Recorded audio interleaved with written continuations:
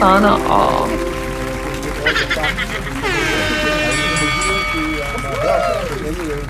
To speed up the resolution of the fact-finding investigation of the ICI. Diba? Because he is a member of the small committee ng bicameral committee. I will shed light and I will explain. Ano ba tatanungin sa kanya dyan sa loob? Sir, ikaw po ay membro ng BICAM. Totoo po ba yung na-involve ka? Hindi. Okay, hindi. So, naging part ka ba ng corruption? Ikaw ba ang pinuno ng mga insertion at saka ng mga amendments? Sasabihin niya, hindi. Sige. Si Zaldico, sa tingin mo, kasi siya ang sinisisi rito, sa tingin mo, may kasalanan ba siya rito? Baka. Kasi siya ang appropriation ako, natutulog lang ako Pinapirmahan lang sa akin yan. Sabi nila, okay daw yan. Yung presidente nga, pumirma din di ba? Sabi nung presidente, ni-review niya pinirmahan nga niya. Tapos siya, hindi damay. Tapos ako damay. Hindi ba? Kung hindi siya damay, hindi rin ako damay. At kung kailangan merong managot, syempre, yung committee chairman ng appropriations. Ganun lang sasabihin niya. Nakita mo ba tong gunggong na to? May mga dalang ebidensya, may mga dalang dokumento. May mga bit-bit na papeles na pagpapatunay na hindi. Wala. Ang bit-bit lang niya, yung bayag niya. Ayan, magandang araw mga banateros. Ito na naman ang inyong pinaka-paboritong fake news peddler sa balat ng YouTube, Boss D. Another day, another uratan session, another reaction video.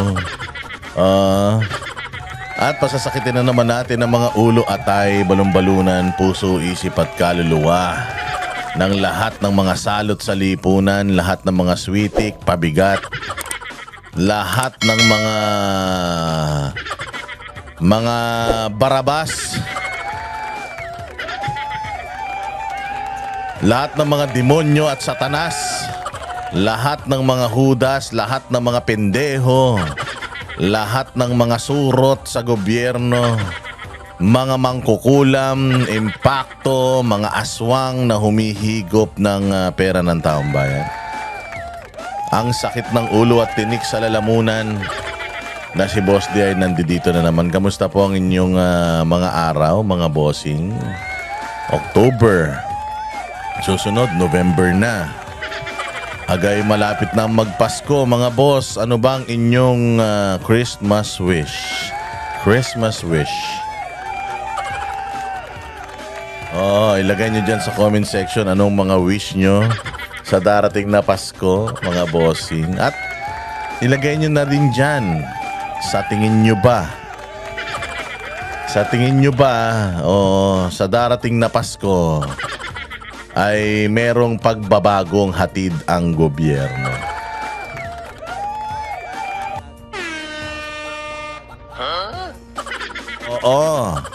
Haka na naman ang hang-aga. Maraming salamat sa lahat ng mga nagla-like, nag-share at nagko-comment sa ating mga content.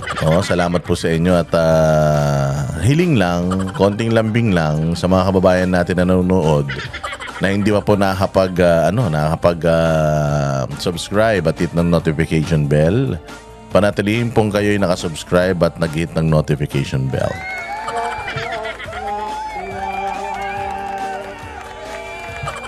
Ayan na nga mga bossing. Abay, simulan na natin ang ating malupit na bakbakan. Siyempre, dito muna tayo sa breaking news. Breaking news to breaking news. Itong breaking news natin ay tungkol dito sa pagpunta ni Speaker Martin Romualdez, dating Speaker pala. Ang nagbitiw na Speaker na si Martin Romualdez sa ICI. Ayan. Pinagkaguluhan siya mga bossing. Ang daming media nung nagpunta siya dito sa ICI. Alam mo talaga na for optics lang itong itong ICI na ito. Para kunyari nag-iimbestiga sila, para kunyari siya pumunta, si Zaldico hindi. Hindi ba? Dito mo talaga makikita na laglag talaga si Zaldico. So syempre inimbitahan si Zaldico, hindi siya umuwi. Tapos ito si Romualdez, isa yung pangalan niya sa inililink dito sa massive the most corrupt budget sa history ng Pilipinas. Actually, hindi lang to 2025 2024, 2023, sila na din yan eh. So yung pinakakurakot na budget sa history ng Asia pa yan eh. Itong pagnanakaw itong riding in tandem na ito. Ito yung magnanakaw na mga disente. Ito yung mga magnanakaw na mga naka-SUV. Kasi usually dati ang mga magnanakaw, di ba, nakatakip ang mukha ng mga yan. Ang mga magnanakaw, tumitira yan sa gabi. Pero sila in broad daylight, mga nakalabas ang mukha, tumitingin pa sa CCTV camera. Pucha, ito matindi. Meron pa silang entablado. At meron pa silang mga media na nagko-cover sa kanilang mga pagnanakaw. Saan ka naman? Iba na ang mga magnanakaw ngayon. Dati nakatakip ka ng mukha, 'di ba? Nakatakip ka ng mukha na ganyan. Hold up to. Pero ngayon hindi na. Mga magnanakaw ngayon, mga nakabarong. Mga magnanakaw ngayon may helicopter. Mga magnanakaw ngayon pangiti-ngiti.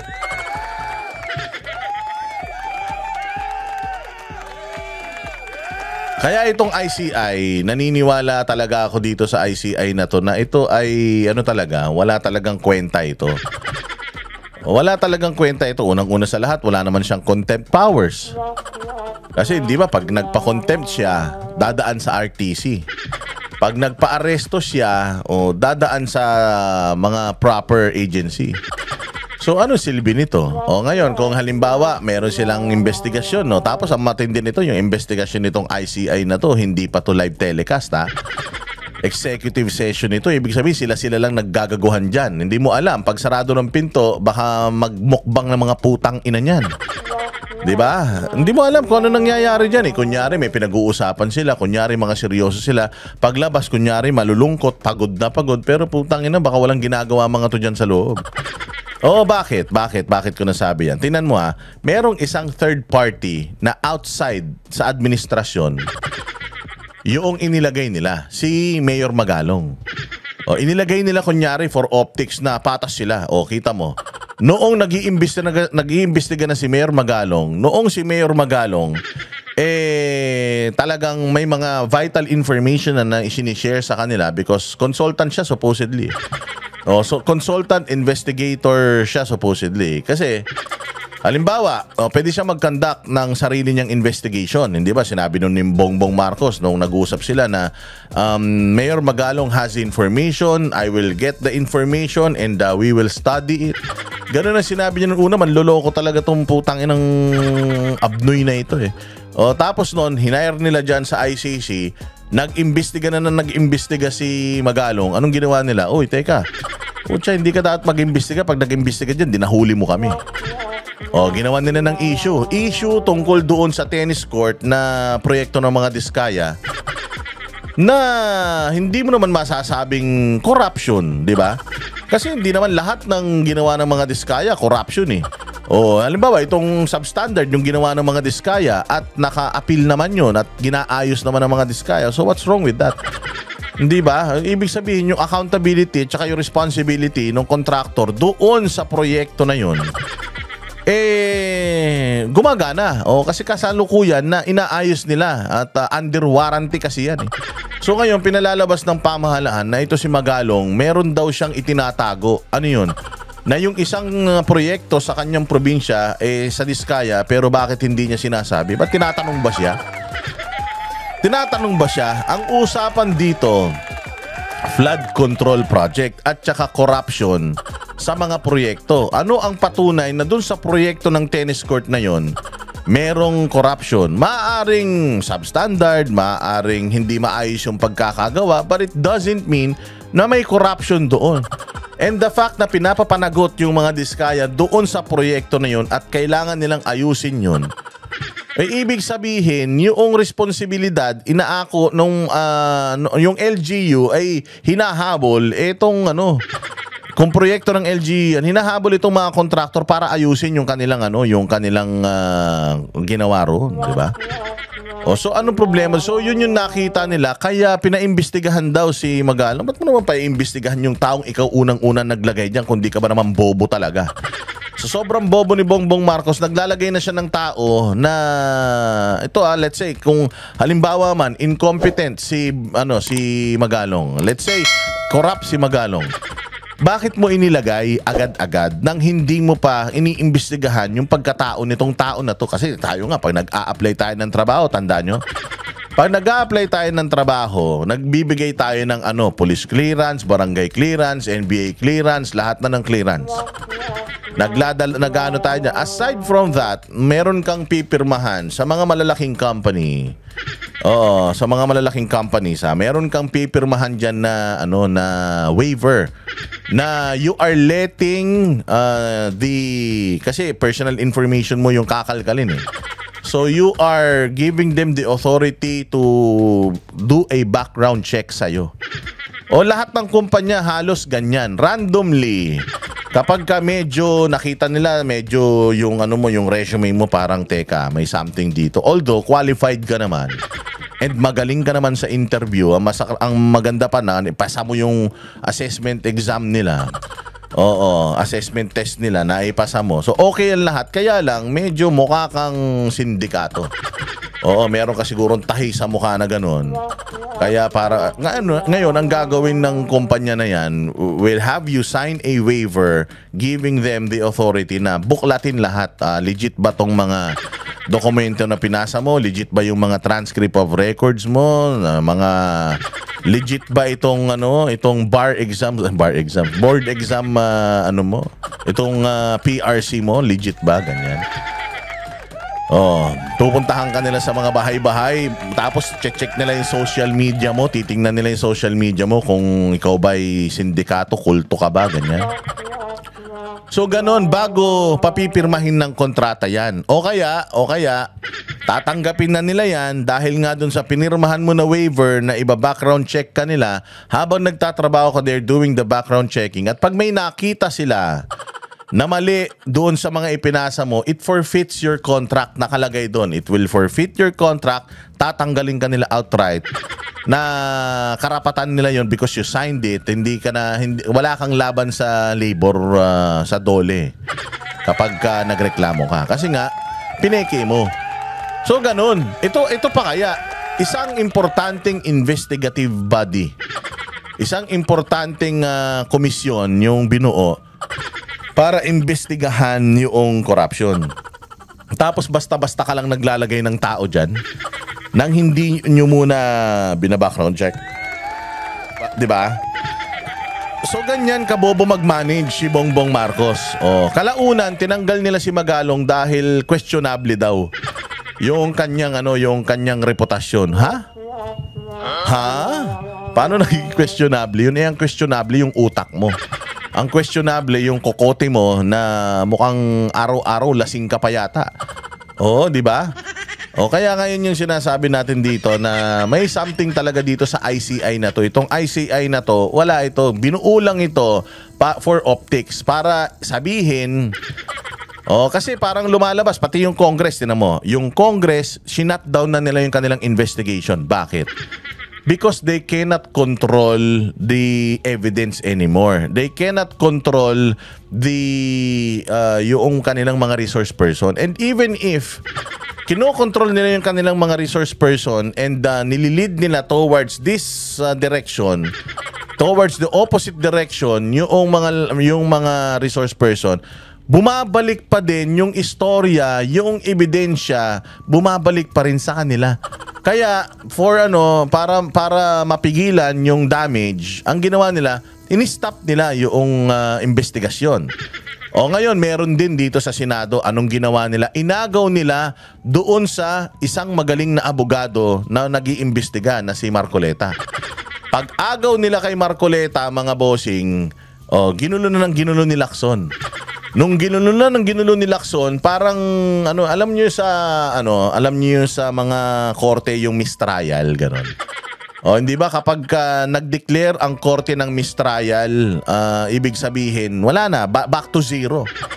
Back to zero, mawawalan ng reputasyon yung hearing dahil kontaminado na yung hearing. O dahil kontaminado na yung hearing, i-ano ulit yun, i-down na yun, tapos gagawa na ng bagong investigasyon at hearing. Iba na yung judge. Iba na yung hahawak. O so gano'n na nangyari. Binaboy-baboy ni Lacson, sinira-sira ni Lacson yung Senado. Tapos bigla siyang nag-resign kunyari. Kasi ganito, kasi ganyan. Pero nung nag-resign siya sa Blue Ribbon Committee, wasak na yung Blue Ribbon Committee. Yung investigasyon ng Blue Ribbon Committee, wala na, kontaminado na. O bakit? Kasi nga una sa lahat, hindi naman niya gustong patawag yung mga dapat ipatawag, yung mga involved na mga pangalan. Hindi naman niya gustong imbitahan. So, yung kahit anong lihis ni Panfilo Lacson diyan sa hearing sa Senado, it still goes back to sinong may kasalanan, Martin Romualdez, Zaldico, tapos siyempre ang pinaka-boss nila, si Bongbong Marcos. Yun, so hindi niya na makakontrol, ganun din, sinira niya na, tapos inalisan niya. O sinong ipapalit ni Tito Soto? Mas tanga.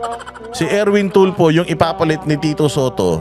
Di mas lalong walang nangyari dyan. So sabi ko nga sa inyo, yung Senate Blue Ribbon Committee, bababuyin na nila yung mga investigasyon dyan, idadivert na nila sa ibang issue ng bayan, magbubukas na sila ng panibagong issue, mawawala na dun sa flood control. So ngayon, wala na, wasak na. O kaya sino na lang ang tumatayo na investigador ng flood control? Yung ICC na lang, ICI na lang, yung ICI. Yun na lang ang tumatayo. So for optics, mukhang sila na lang yung nag-iimbestiga tapos aatin pa si Martin Romualdez, di ba? It makes Martin Romualdez a saint. Oo. Sa media, sa mga binabayaran niyang mga vlogger, sa mga sa mga binabayaran niyang mga taga-suporta niya at mga troll farm niya, lalabas dito na, tingnan nyo, magpapaimbestiga ba yan? Pupunta ba yan dyan? Kung may kasalanan yan? So talagang makikita mo dito si Martin Romualdez walang kasalanan kasi humarap siya sa ICI. Putang ina nyo, hindi nyo nga alam ano nangyayari dyan sa loob ng ICI na yan. Baka nagsasalsal lang yung mga ulol na yan. Baka nga kung anong session ang ginagawa nila dyan kasi wala tayong alam O paglabas nila, may mga media, ano po nangyari sa loob? Ay, naging maganda ang investigasyon. Naging maayos. Gaganon lang naman sila Wala kayong prueba kasi nga yung Congress at saka yung Senate, naka-live yan, hindi sila makakapagkaila magugulat na lang kayo. Magugulat na lang kayo. Etong ICI na to, i-acquit ito si Romualdez, tapos dahil nga si Zaldico, bilyon-bilyon na yung perang nakuha niya, trilyon-trilyon na. Magtago ka na doon sa mga binili nating mga mansyon sa ibang bansa. Huwag ka mag-alala, marami ka naman nanakaw. Diyan ka na lang. Huwag ka na umuwi dito. Ikaw ang isasakripisyo namin para lang may masisi tao. So minamanipula nila yung investigasyon para isisi sa isang tao lang. Tapos itong tao na to, kunyari hinahanap nila, kunyari hinahunting nila, i-issuehan nila ng contempt orders, warrant of arrest, pero putangin na niyan, may mga iba ng mga passport yan. Para si Gibuchidoro, di ba, meron na siyang passport ng ibang bansa, so ibig sabihin citizen na siya. Ganun din yan. Ganun din ang gagawin naman. Itatago lang nila ng itatago yung tao na yan. Tapos sasabihin lang naman nila, magtago ka lang 10, 15 years. After nyan, balik ka ulit dito. Meron ka pa naman natitirang pera nyan. Marami naman tayong ninakaw. Pagdating mo rito, bilyonaryo ka pa rin. Ganun ang style dyan. Tangin niya, maniwala kayo dyan sa ICI na hudas na yan. Ito, pakinggan nyo. Good morning.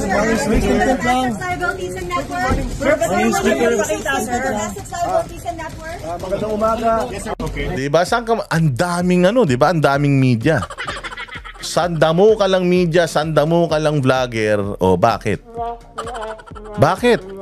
Kasi nga, yung mga yan? Mga kasapakat yan. Palalabasin dito na nagpunta si dating Speaker Romualdez para klaruhin ang kanyang pangalan.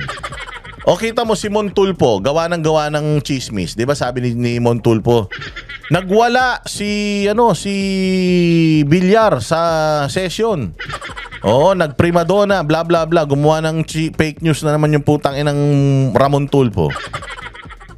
Tinan mo, paano mo malalaman na totoo 'yun? O hindi mo nalaman na totoo 'yun, di ba? Nalaman mo lang na hindi siya totoo noong sinabi ng mga taga-ICI na hindi naman totoo 'yung sinasabi ni Ramon Tulfo na nagwala rito si Mark Villar, ganyan. O kita mo kasi nga hindi natin nakikita kahit sino pwedeng gumawa ng chismis, istorya patungkol sa nangyayari diyan, paniniwalaan ng taong bayan 'yan. Pagka kapag ka man nagpakalat ng fake news na naman tong mga vlogger, mga media tungkol dyan sa si Martin Romualdez, lahat ng mga tanong ng ICI nasagot niya. At nakumbinsi niya ang ICI na talagang siya ay walang kinalaman dito sa corruption na ito. O di ba madali nilang mamanipula yung tao kasi nga ang naririnig lang ng tao isang side lang. Hindi nila nakikita yung actual na nangyayari sa loob. Yun ang pinakamalaking problema natin dito sa ICI na to. Kaya walang kakwenta-kwenta talaga tong investigasyon ng ICI na ito. And while not a member of the bicameral Conference Committee, I will share any and all information to help determine the truth and to give all the facts and information. I will be here to help in any way to speed up the resolution of the fact-finding investigation of the ICI. Diba? Because he is a member of the small committee ng bicameral committee. I will shed light and I will explain. Ano ba tatanungin sa kanya dyan sa loob? Sir, ikaw po ay membro ng BICAM. Totoo po ba yung na-involve ka? Hindi. Okay, hindi. So, naging part ka ba ng corruption? Ikaw ba ang pinuno ng mga insertion at saka ng mga amendments? Sasabihin niya, hindi. Okay. Ikaw ba ay ganito, ganyan? Ikaw ba ay kinukonsinti ng inyong pinsan at kayo ay may usapan na nanakawin yung pera ng taong bayan? Sasabihin niya, hindi. Okay. Sige.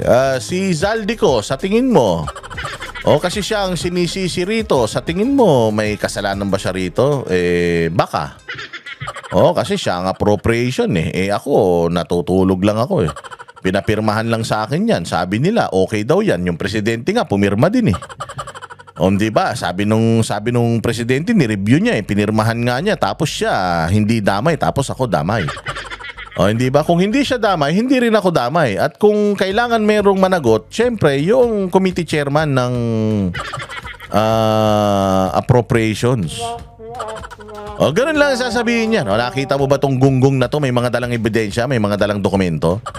May mga bit-bit na papeles na pagpapatunay na hindi. Wala. Ang bit-bit lang niya, yung bayag niya. At saka yung makapal na mukha niya. Papasok yan doon, magkukwentuhan mga yan. Paglabas, nakangiti na yan. Tapos may lalabas na report na naging mainit ang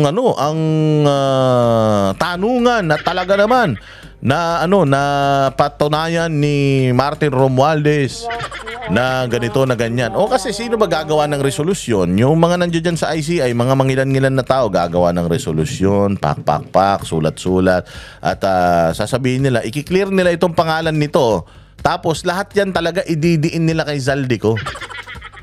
Tapos syempre dahil sila yung nasa gobyerno at ayaw nila mapauwi si Zaldico sa Pilipinas dahil magyayayak-yak yan, ilalabas talaga niya ng baho nila dahil mukhang mahina ang utak ng tao.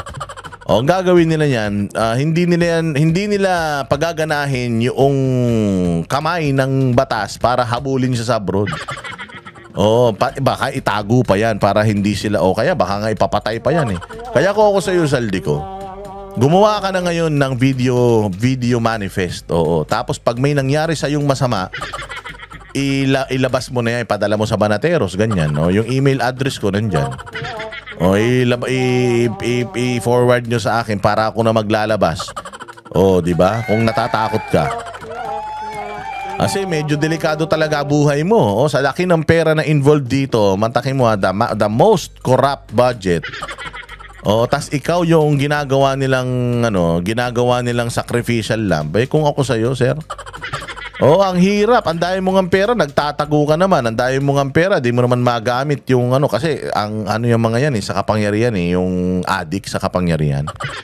Napakarami mong ang pera pero wala naman, hindi mo naman ma-enjoy. Sir, are you really going to may communication na kay Marco. Sir Salen! Sir, will you release your Salen? Diba? Hindi na yan Hindi na yan sasagot. Kasi nga, yun lang naman ang kailangan niyang gawin. Magpunta dyan at magpakita. At masabi na siya ay nakikipag-cooperate sa ginagawang investigasyon ng gobyerno na alam naman natin, investigasyong kalokohan lang yan. Diba? Dito tayo, mabilis na mabilis lang. Recap lang sa nangyaring lindol kasi nagpunta na yung presidente natin na tanga dyan sa Mindanao at kumuway-kaway na sa walang tao.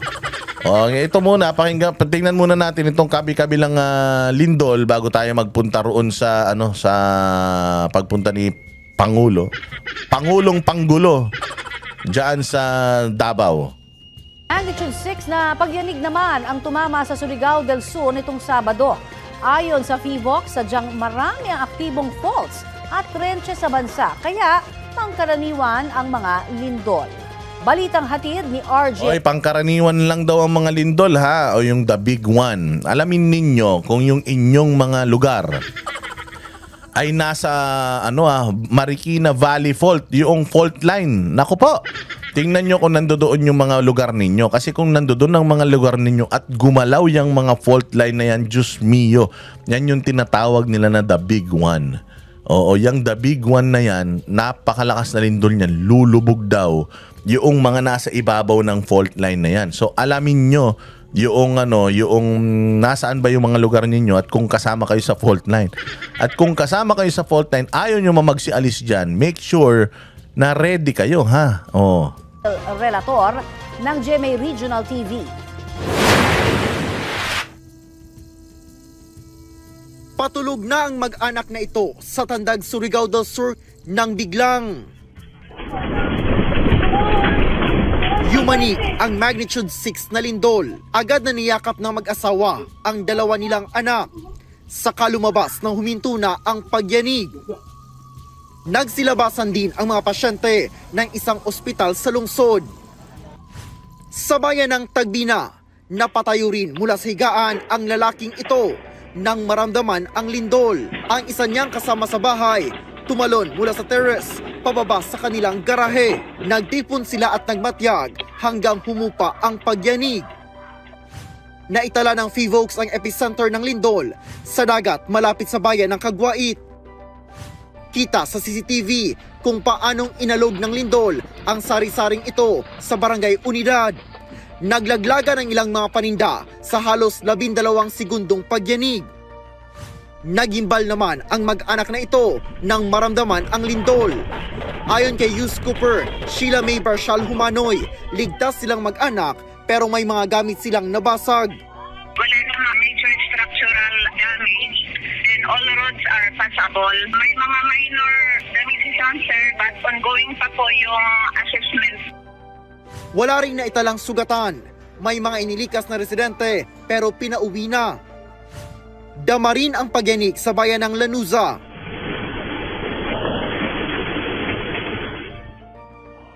Ramdam din ang lindol sa San Francisco, Agusan del Sur. Sa lakas ng pagyanig, naalog ang CCTV ito at tila idinuyan pa ang mga sasakyan sa paligid. Oh my God, no! Uy! May pumutok. Ayon sa FIVOC, naramdaman din ang pagyanig sa ilang bahagi ng Northern Mindanao, Caraga, Eastern Visayas at Davao Region. RJ Relator ng Ayan, so mga bossing ipinakita ko yung video na yan para at least ma-feel ninyo kung ano yung pakiramdam nung ganyang kalalakas na lindol. Grabe, halos buong Pilipinas, Luzon, Visayas at Mindanao tinamaan na po ng lindol At may mga sabi-sabi na yung matagal na nating pinapractice na the big one, baka malapit na. At pag nangyari yan, you have to understand mga bossing that our government now is not technically, physically, and psychologically equipped para rumisponde sa ganitong mga kalamidad. Walang plano, walang kaplano-plano itong ating gobyerno. Maaring yung iba meron. Pero the head of state, walang alam yan. Oh, tinan nyo, di ba? Nagpunta ka sa may, sa may Masbate. Tapos, ang lakas ng lindol sa Cebu. Ang daming namatay doon. Ang daming nawalan ng bahay. Hindi mo alam. The mere, yung coordination ng mga disaster sa Pilipinas, hindi nagfa-function. Just the mere coordination, ha? Mano ba naman, anong mga modes of communication meron tayo? Text, Messenger, ang dami na. May Viber, may Telegram, may Line, merong WhatsApp, merong Facebook Messenger, Instagram, meron pang text. Ang daming way. May telegrama, meron pang email. Napakaraming way para mag-communicate ng mga impormasyon. Tapos bilyon-bilyon ng budget ni Bongbong Marcos sa bilyon-bilyon ng budget ni Bongbong Marcos sa kanyang intelligence. Tapos wala siyang alam. Hindi niya alam na lumindol sa Cebu. So nagpunta siya ng Cebu. Kasi nung nagpunta siya ng Masbate, 1 week after na. So nagpunta siya ng Cebu, mga a day or 2 after. Tapos pagkatapos, umuwi na siya. Tapos hindi na siya nakita. Hindi mo na siya nakita. Bigla siya naglahom parang bula. Putang ina, hindi ko alam kung nagpunta na naman yan sa time-space warp. Mukhang may pinasukan na naman pintuyan dyan sa Malacanang, tapos 1 linggo na naman hindi lumabas. Hindi natin alam kung anong ginawa. Paglabas, nakangiwi na eh. Lumindol ngayon, habang nandoon tayo sa Cebu, lumindol ngayon dyan sa Davao. Lumindol sa Davao, ang lakas din. Mas malakas pa kaysa sa Cebu. Wala siyang initial statement, wala, ang nandoon lang lagi si DSWD Secretary Gatchalian at saka si Vince Dizon. Si Vince Dizon, dati ang pogi-pogi niya, kaibigan namin yan eh. Ngayon mukha ng ermitanyo eh. Ang ina ba naman, magtrabaho ka rito sa Abnoy na ito eh. Talagang sasakit ang ulo mo dahil wala talagang kasilbi-silbi. So, lumindol ng malakas, hindi mo matatagpuan. This was during the weekend. Ang hilig ng mga to, di ba, magbakasyon ng weekend? Nawala na naman siya. Tapos lumitaw siya, kailan? Lunes na lang. Saan ka naman makakita? Ang presidente ba may day off? Wala. Kapag naging presidente ka, mula Lunes hanggang Linggo, presidente ka. From 2022 to 2028, presidente ka. Pero pwede ka rin naman magpahinga, 'di ba? Kaya lang, pagka nagpapahinga ka, may nangyaring dilubyo, anong gagawin mo? Magigising ka. Tapos kahit nakapadyama ka, kahit na nakakarsursilyo ka, nakabrief ka, pupunta ka sa disaster team mo, kakausap mo sila, ano na nangyari? Initial assessment, ilan nang namatay? 'Di ba dapat ganun? Hindi. Ang ginagawa nito ni Tolonges, pupunta siya dun sa lugar, dun pa lang niya aalamin kung ano ang nangyari. Dun pa lang niya aalamin kung ano yung lala nung damage. Kay Pangulong Duterte, hindi ganyan. Meron yan silang tawag dito, war room. May war room yan sila.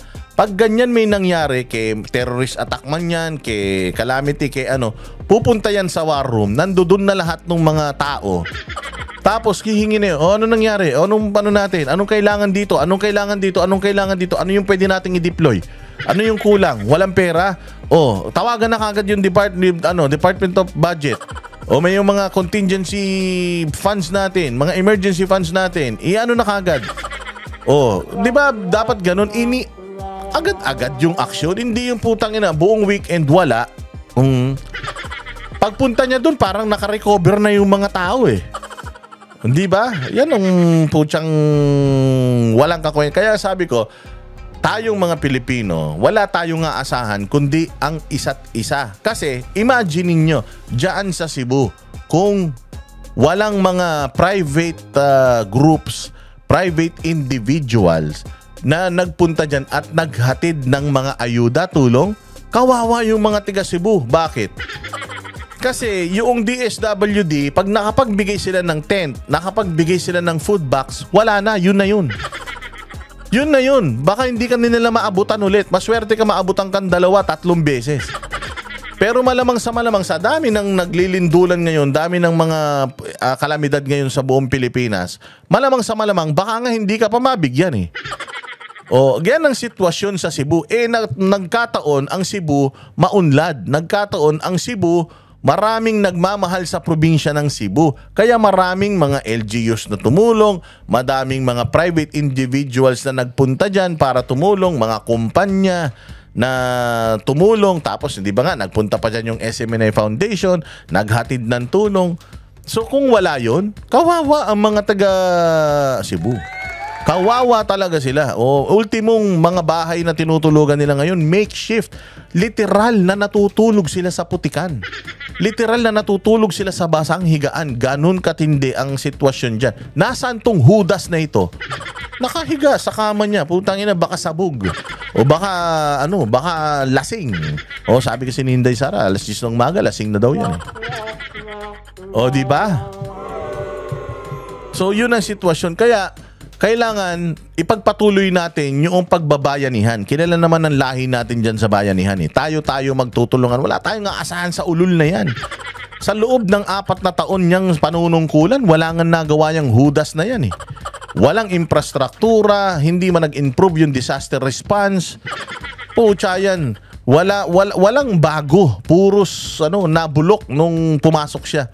Kung si King Midas, lahat ng hinawakan niya nagiging ginto. Ito, lahat ng hawakan ito nagiging tae. Ganun kawalang kwenta tong mama na ito. Tingnan ninyo, yung kanyang, pagkatapos ng kanyang weekend off, nagpunta na siya sa Davao. Tingnan niyo yung mga pinagagagawa. Pinansyal si Pangulong Bongbong Marcos. Nangako ng tulong pinansyal si Pangulong Bongbong Marcos. Nangako. Ang dami namang hanon. Nangako na naman, putang ina niyan. Nangako na naman ng tulong. O eto, meron pa tayong isang pag-uusapan na malupit. Ngayon, ito, sabi ni Claire Castro. Sabi ni Claire Castro, hindi daw trabaho ng NFA yung magbigay ng bigas. Ang trabaho daw ng NFA, magbenta ng bigas. Labag daw sa batas na ang NFA magbibigay ng bigas. Pukin ang inasabi ko, tanga talaga. Napakatanga talaga nito ni Claire Castro. Ang NFA po, ang mandato niyan ay bumili ng bigas. Tama naman. Bumili ng bigas sa mga magsasaka para para mapaganda yung distribusyon ng mga agricultural products specific, yung bigas sa mga pamilihan para mapigilan yung pagtaas. At kung sakaling merong shortage ng bigas, yung kanilang mga stock, yun yung dadalhin nila sa mga sa mga tindahan para hindi sumabog ang presyo ng bigas. So tama yan. Oo, pero pagdating sa kalamidad, Claire Castro, putang ina kang tanga ka. Pagdating sa kalamidad, merong kapangyarihan ang presidente ng Pilipinas na kumuha ng bigas dyan at ipamigay sa taong bayan. Gaga ka. Para kasi nga kalamidad eh. Unforeseen circumstances, uncontrollable circumstances. Nasa kapangyarihan niya ng presidente na na kumuha at ipamigay sa taong bayan. So, dinidepensahan niya yung pagbibenta ng NFA ng 20 pesos na kilo ng bigas. Putang ina niyan. Ang problema kasi dito, wala kayong mga modo eh. Wala kayong mga puso. Yung mga tao na apektuhan na nga ng lindol, ng delubyo, bibentahan nyo pa. Pwedeng ibigay yung mga bigas na yan. Pwede po, lalong-lalo na sa mga ganitong klase ng Tapos kung papaano nyo i-write off yan, ang tawag dyan, Claire, write off. I-write off lang yan. O, kung magkano yung halaga nitong bigas na ibibigay natin, magkano yung halaga niyan?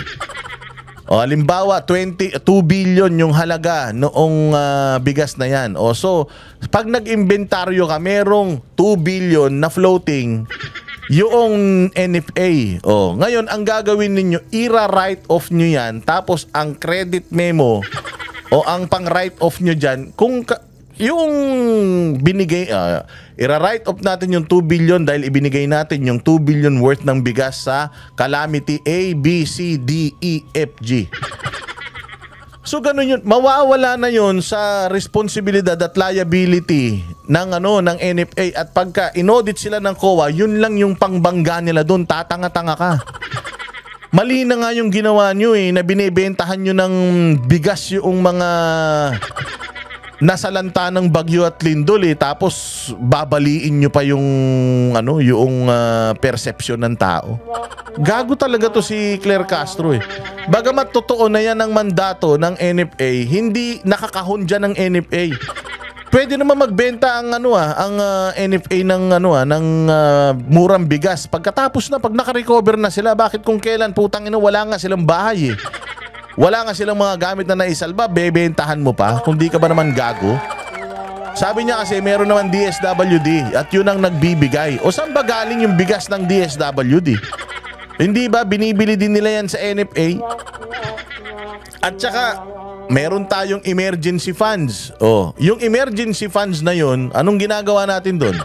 Kinukuha nga natin yun In this case, binibigay nga ni Bongbong Marcos, ibibigay nga ni Bongbong Marcos sa mga LGU yun So, kung yung pera nga, nakakakuha siya, ito pa kanyang bigas, pwede mabulok yan. Kunin mo yung ilan ng bigas NFA dito sa Davao. Meron pa kayong bigas, di ba?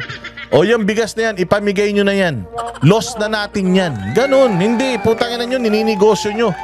Nininegosyo nyo yung bigas na ang pinambili naman pera ng taong bayan.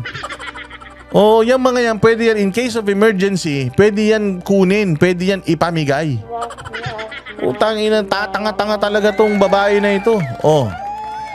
Isa pa. Sige, diretso. Sa mga naapektuhan ng magnitude 7.4 na lindol sa Davao Oriental. Live mula sa Mati City, Davao Oriental, ania sa frontline sa balita, si Bril Montalvo ng News 5 Mindanao. Bril, ano pa ang ginawa ng Pangulo sa pagbisita niya dyan? Cheryl, ito yung fake news sa Davao. Personal na kinumusta ni Pangulong Bongbong Marcos ang mga kapatid natin dito sa Davao Oriental na niyanig ng magnitude 7.4 na lindol. Unang binisita ng Pangulo ang Manay District Hospital na isa sa mga higit na napinsalang infrastruktura. Binisita. Sabi ko nga sa inyo, sa sobrang busy ng presidente, they could have showed this to the president nung una pa lang. Nung una pa lang, may mga images na silang pinakita. Sir, ito po yung damages. Boom. Hindi mo na kailangan magpunta dun sa lugar to inspect. Actually, pumunta ka dyan sa lugar, dapat para i-organize na. Sabi mo sa kanila, huwag kayong mag-alala, help is on the way. Ito yung mga gagawin natin at paparating na po yan. Kapit lang. Ganun hindi. Paikot-ikot ka pa. Pagbaba mo, kaway-kaway ka. Nakita mo, hindi siya pinagkakaguluhan. Hindi siya pinapansin. Meron pa nga isang video na nakita, pagbaba niya, sinisigaw ng tao, Duterte. Nagsibagsakan ang mga kisame dito at bitak-bitak ang mga pader. Matapos dito, dumiretso si PBBM sa Manay National High School sa Barangay San Ignacio. Nakakordon na ang gusali ng paaralan habang nagpapatuloy ang assessment sa naging pinsala rito. Sunod niyang pinuntahan ang nasirang evacuation center sa bayan ng Tarragona. Ang mga naapektuhan tuloy ng lindol, pansamantala munang nananatili sa mga tent sa labas ng munisipyo. Dahil dito, ipinag-utos ng Pangulo ang pagtatayo ng modular center unit. We have the tent cities, but we will change the tent cities into the modular shelters that we have found to be mas matibay, mas komportable. We will have to find a place. Saan ka makakita? Pumunta siya doon sa ground zero, tapos umupo siya, kumuha siya ng mic, tapos dito niya sinasabi kung ano yung, dito niya iniisip, dito nila pinaplano kung ano yung mga gagawin nila. Dapat automatic na yan Dapat meron na tayong contingency plan or meron na tayong pag mga ganitong issue, ito na yung plan natin, mobilize na kagad. Hindi, ito pinapangako pa lang niya. Ganitong gagawin natin dito, ganitong gagawin natin dyan, ganitong gagawin natin dyan. By the time na sisimulan na yun, may lumindol na naman sa ibang lugar, na-damage na naman, mangangako na naman siya doon. Hanggang sa makalimutan niya na kung ano yung mga pinangako niya. Magaling lang mangako to, wala naman itong nagagawa O kita mo, sabi ko nga sa inyo, I've been to Cebu. I've seen what's happening in Cebu. Wala talaga eh. Nakikita mo, the people there are just waiting. Waiting for what? Nothing. O namamalimos yung mga tao na ganyan sa daan. Bawat dumadaan na sasakyan, nasa gilid sila ng kalsada, nandoon na din yung tent nila. May mga placard sila. Sabi, we need water. We need food. Ganun. O. Wala. O, marami tong plano sa Cebu. Ano na nangyari? Wala. O, dito rin, may mga plano na naman siya. Itong ganito, itong ganyan. Ano mangyayari dyan? Wala. Maganda naman ang kanilang, maganda naman kanilang lagay. Sinabi rin ng Pangulo na magbibigay ng tulong pinansyal ang kanyang opisina. Makakatanggap ng 10,000 piso para sa mga residenteng nasiraan ng bahay. Magbibigay rin ang Office of the President ng 50 million pesos sa probinsya ng Davao Oriental. Makakatanggap naman ng 15 million pesos ang mga munisipalidad ng Manay, Banay-Banay at Lupon. 10 milyon sa Mati City, munisipalidad ng Tarragona. Imaginin mo. Gaano lang kalaki yung ibinibigay nila sa mga munisipalidad kapag ka may disaster? 10 million, 15 million, 50 million. Oh, tanungin nyo, gaano kalaki yung ninakaw nila sa mga probinsya na yan? Billions, 10 billion, 50 billion, 100 billion, 1.4 trillion. Oh, di ba? Ang tulong kapuret, pero ang balik, ang nakaw, pagkalaki-laki. Tapos itong ibibigay na mga to, itong mga ibibigay na 10 million na yan, mga ganyan-ganyan. Hindi mo alam kung darating talaga yan. Oh, baka pati yan, kurakutin pa. Oh, kinuha na nga yan sa pera ng taong bayan. Baka mamaya hindi pa makarating yan dito sa mga probinsya na to. Kaya yung mga mayor-mayor dyan, ha? Oh, sabihin nyo kung nakarating talaga yung pera na yan o hindi. Baka mamaya pangako lang yan. Ang hilig pa naman mangako niyan ni Tolonges. Hindi naman niya natutupad. Gona, Baganga, Boston at Katiil. 5 milyong piso sa Caraga at San Isidro at 3 milyong piso sa Governor Generoso. Ayon sa Pangulo, magkakaiba ang halaga depende sa pangangailangan ng bawat lugar. Yung iba, kailangan ayusin yung water supply. Yung iba, kailangan buksan yung kalsada. Iba-iba. And that's why, ang thinking namin... Kasabay nito, namigay rin ang Department of Social Welfare and Development ng hot meals at food. Naman, namigay ng hot meal. O kasi nung nakaraan may nagrereklamo eh, di ba? Pucha, kita mo naman yung hot meal nila. Oh. Ganitong Tupperware, putang ina niyan. Diyos ko, pera ng taong bayan. Nakita niyo yung hot meal ni Pastor Apollo Kibuloy ng SMNI Foundation. 2-piece chicken. 2-piece chicken, isang rice. Hindi lang isa, 4 na 2-piece chicken ang ibinigay sa mga sa mga biktima. Yung binigyan na ng isang sakong bigas. Kaya nga dito mahiya ka Claire Castro. Kasi kung yung mga private individuals nakakapagbigay sila ng libre tas kayo magbibenta, gobyerno kayo, kahit NFA yan, gobyerno pa din yan. Dapat nagsiservisyo kayo sa taong bayan so ang binigay ni Pastor Kibuloy, isang sakong bigas, isang balde na puno ng relief goods, tubig na maiinom, at meron pang hot meals. Hindi ganito pera ng taong bayan ito. Pero tingnan mo yung hot meals nila. Pera ng taong bayan, pero yung hot meals nila, putyang ina, parang pangsanggol. Hindi may tatawid ang gutom mo niyan. Tapos ang masaklap, di ba, meron doon sa may Cebu na sinasabi na meron daw DSWD magbibigay ng pagkain. Pero inaantay mo na dumating si Pangulo. Pag alis ni Pangulo, hininto na rin nila yung pagbibigay ng pagkain. Di ba nagre-reklamo yung mga frontliner, mga doktor na humihingi sila pagkain, hindi sila binigyan dahil wala pa si Presidente? Kakapal ng muka, tumulong na nga yung mga doktor, volunteer, tas hindi nyo pa pinakain, kakapal nyo. Samantalang si Pastor, lahat may pagkain. 4 na food box. Hot meals, 4 hindi isa. Wala pang pera ng taong bayan yan. Pera pa yan ng foundation, pera pa yan ng mga nagdo-donate. Pag zero corruption, ganyan talaga. Lahat ibibigay sa serbisyo. Ito, tinan mo. Back sa mga apektadong residente. Ayan. So, well, okay na din kasi nagpunta naman. Ang importante, nagpunta. Oo. Ang importante, nagpunta.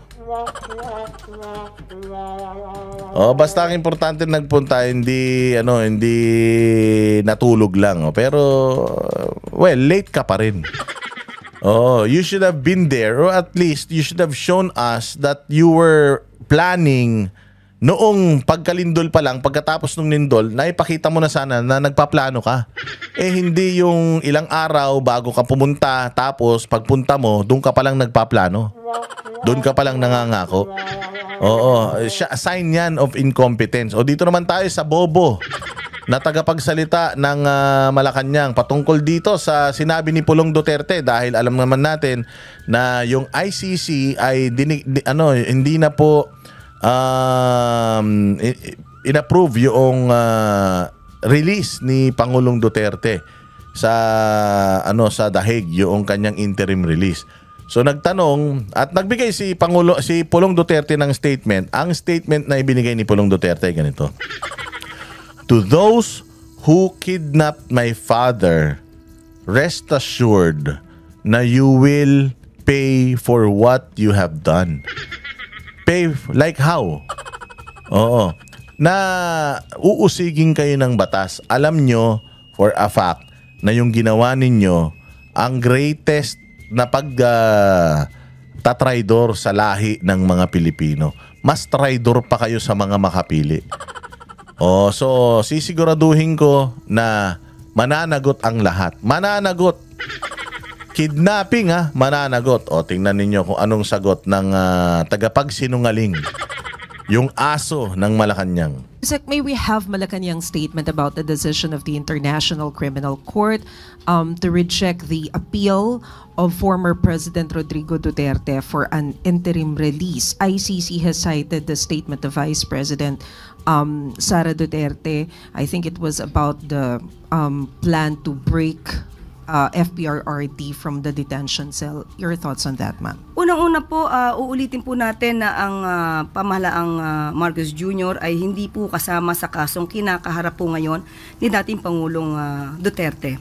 So kung ano po ang naging desisyon ng ICC. Ang ganda ng sagot niya dito. Wala po kaming kinalaman kung ano po ang desisyon ng ICC. It's their decision.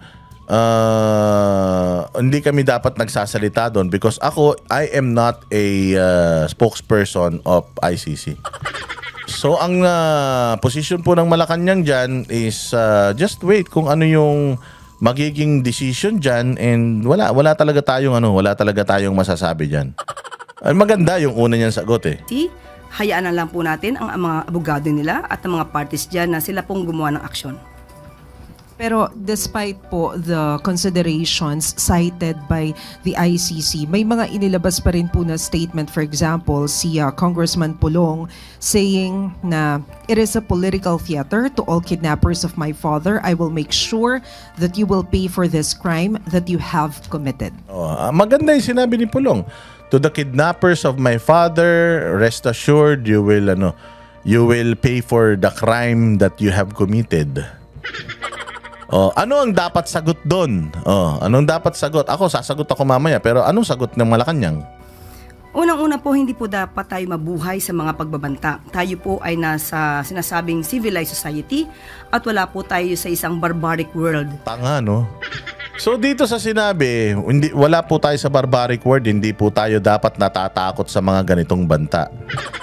Bobo talaga Ako ang pwede kong isagot dyan. Ano naman talaga yan? Syempre, tatay niya yan. Tapos, kung feeling niya, talagang merong hindi magandang nangyari, hindi dumaan sa proseso, it's his right na to go after yung sa tingin niya yung mga tao na gumawa ng mali sa kanila. It's just right. Walang problema doon. So, yun ang sagot. Pero para sabihin mo na hindi tayo dapat nagpapatakot. So ibig sabihin, inamin dito ni Claire Castro na talagang pinakidnap nila si Pangulong Duterte. Bakit? Sinabi niya na hindi tayo dapat natatakot sa mga ganitong klase ng mga pronouncement. Wala na tayo sa barbaric word para matakot bla bla bla.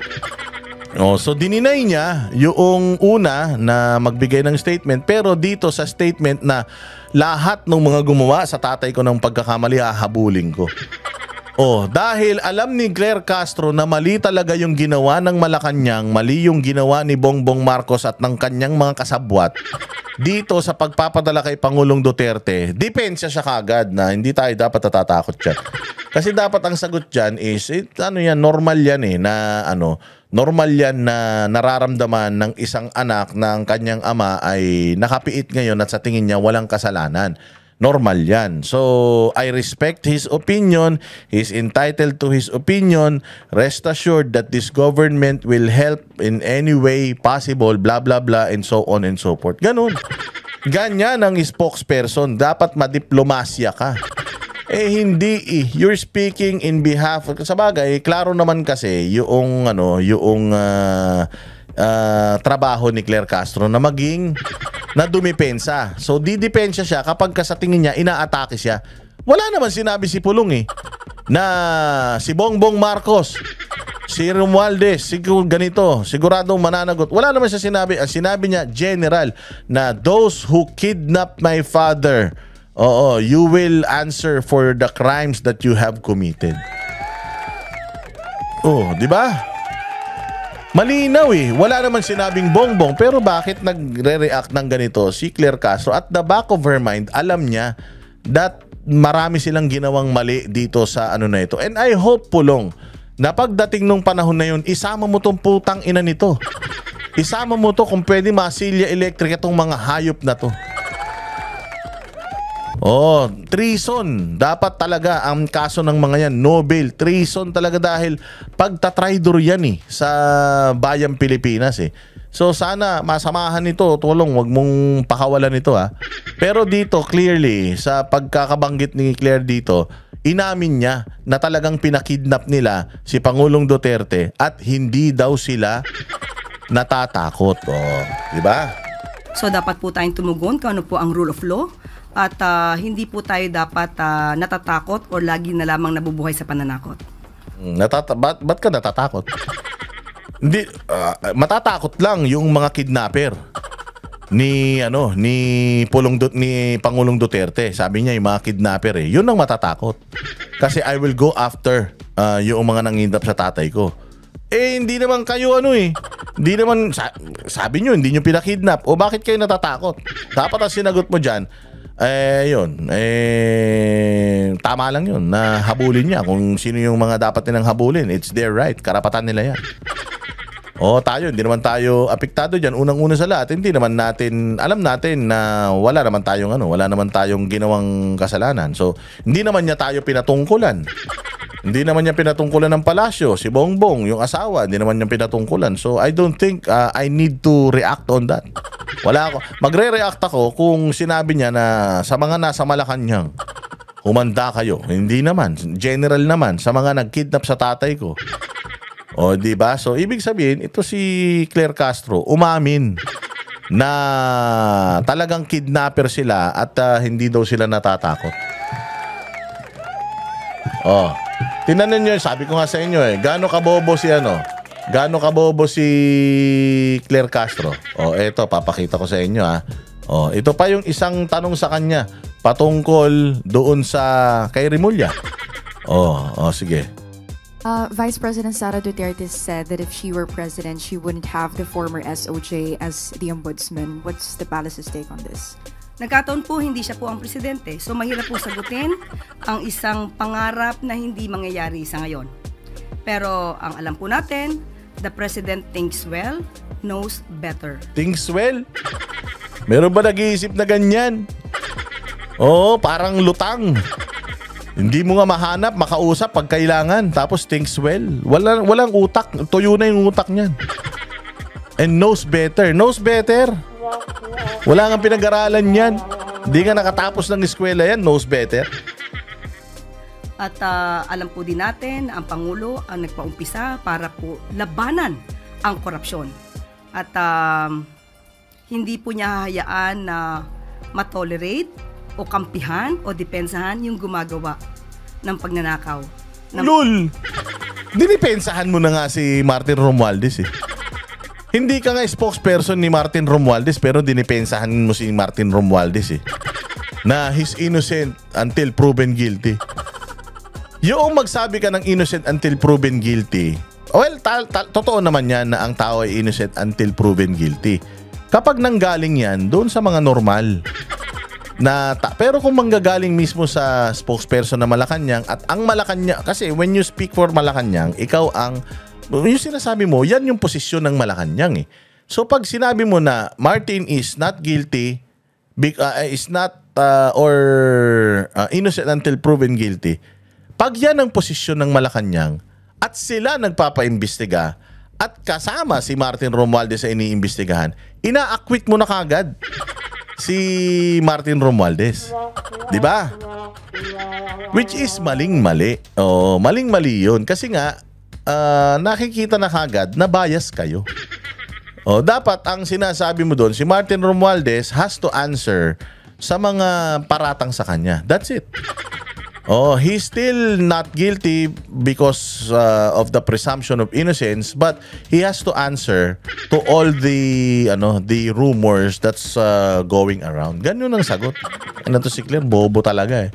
Oh, so yun sinabi nga niya na si Vice President Sara Duterte buti na lang daw hindi siya ang presidente at hindi siya magdedesisyon. Siguro kung si Vice President Sara Duterte ang presidente, hampas lupa ka pa din ngayon. Vlogger ka pa din ngayon. Wala ka pa rin sanang kwentang tao. Oh, lumaki na kaagad ang ulo mo. Buti na lang tanga presidente at naglagay ng mga tao sa gobyerno na tanga rin katulad mo. Kasi tingnan mo si Boyeng Rimulya, how he answers. Tingnan mo si Boyeng Rimulya, paano niya sinagot yung tanong na yan. Direkta to sa kanya, ako yung nasaktan. Dahil ako yung subject nung tanong na hindi ako pipiliin ni Inday Sara kung siya ang presidente. Tingnan mo sagot ni Boyeng. Hingi po kami ng reaction sa inyo dun sa sinabi po ni VP Sara nung nakaraan na kung siya po ang magiging presidente ay di daw niya kayo pipiliing ombudsman. Any reaction to that po? No comment. Nothing. Oh, di ba? Walang comment. Because wala naman talagang comment dun eh. Sa sinabi ni Inday Sara na kung ako ang presidente, hindi ko pipiliin si Boyeng. That's her personal opinion. That's her choice. Kung ako ang spokesperson, sasabihin ko lang naman she's entitled to she's entitled para sa kanyang personal opinion. She's entitled to voice out, to express her feelings. If he doesn't like Boyeng Rimulya to be ombudsman, when she becomes president in 2028, if she becomes president, she can choose yung ombudsman niya because 7 years to eh. 7 years itong so ano ba ngayon? 2025, 26, 27, 28, 29, 30, 31, 30. So 2032 kasi matatapos ang termino ni Inday kung magiging presidente siya 28, 29, 30, 31, 32, 33. So 1 year bago matapos yung kanyang termino, makakapagtalaga din siya. She will have her opportunity para makapagtalaga ng ombudsman. O by then, mapipili niya na yung gusto niyang mapili. Di ba? Ganun lang yun. So, patience is a virtue, Madam Vice President. You are not the president now, so that's very unfortunate. Mga ganon. So, but when you are the president, you will have your opportunity to choose the ombudsman that you like. Mga ganyan ang mga sagot para medyo statesman, hindi mahirap naman sumagot sa mga bagay na hindi naman nangyayari ngayon, ewan. Mga ganun. Tangin to si Claire. Attack dog ang putang ina eh.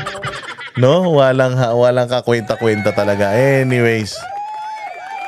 At dyan, nagtatapos ang ating palatuntunan ngayong araw na ito. Mabuhay kayo. Maraming salamat sa inyong panonood. Panatilihin pong nakasubscribe sa ating channel. Nag-hit ng notification bell para updated po kayo sa lahat ng mga videos na ginagawa natin. Maraming salamat sa inyong pagla-like, pag-share, pagko-comment, at maraming salamat din sa mga nag-share ng kanilang blessings through super thanks dito sa ating palatuntunan. At yung sa mga gusto pong mag-donate sa SMNA Foundation, ayan po ang kanilang GCash number. ilagay nyo lang po, dyan lang po. Kahit magkano lang. Marami akong mga followers nagpapadala, 200, 300. Alam mo, nakaka-appreciate kasi hindi siya sobrang laking halaga. Pero pag madaming nagpadala ng ganyan, o malaking malaking tulong na yan. Kung merong 10 na magpadala ng 200, 2,000 na yan, o meron na yan kalahating kaban na bigas. So, di ba? So, maraming salamat sa mga nagdo-donate, nagbibigay ng kanilang suporta. Hopefully, as soon as possible, makapunta tayo sa mga iba pang nasalanta ng bagyo at makatulong muli ang SMNI Foundation. Mabuhay kayo. Maraming salamat po. See you again next vlog.